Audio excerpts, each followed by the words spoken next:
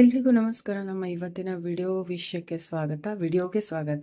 Video ವಿಷಯ ಅಂತಂದರೆ, ನಿಮ್ಮಲ್ಲಿರೋ ಒಂದು ಉತ್ತಮವಾದ ಗುಣ ಯಾವುದು, ಮತ್ತು ಅದು ಯಾವ ಥರ ಗುಣ ಅಂತಂದರೆ ನಿಮ್ಮ ಲೈಫಲ್ಲಿ ನಿಮಗೆ ಸಹಾಯ ಮಾಡುವಂತಹ ಗುಣ.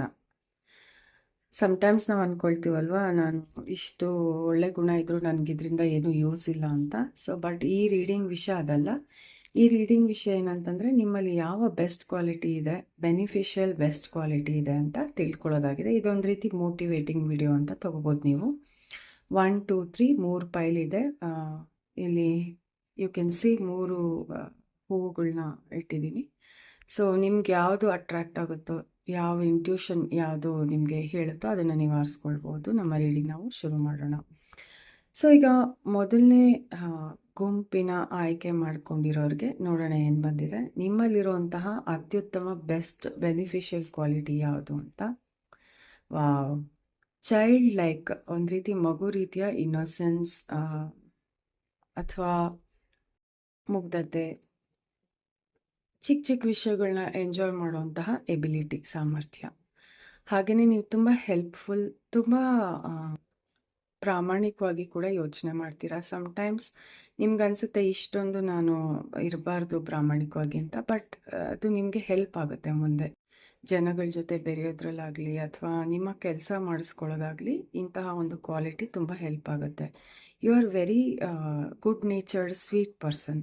ತುಂಬ ಒಳ್ಳೆ ಸ್ವಭಾವ, ಮತ್ತು ತುಂಬ ದಯೆ ಇದೆ ನಿಮ್ಮಲ್ಲಿ, ಕೈಂಡ್ನೆಸ್ ಇದೆ, which is really good.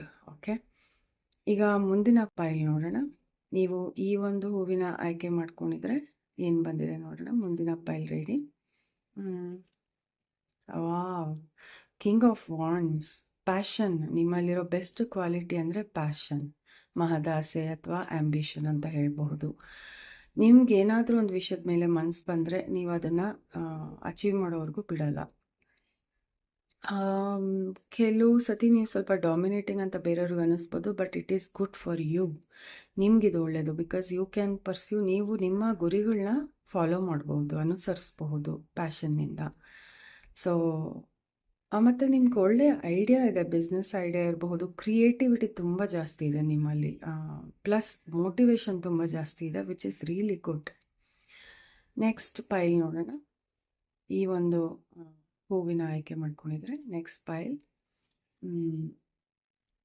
Managing ability ಅಂದರೆ ಎಷ್ಟೇ ಬ್ಯುಸಿ ಇರಲಿ, ನೀವೆಷ್ಟೇ ಕೆಲಸ ಇದ್ರೂ ಅದನ್ನು ಮ್ಯಾನೇಜ್ ಮಾಡೋಕ್ಕೆ ಬರುತ್ತೆ ನಿಮಗೆ.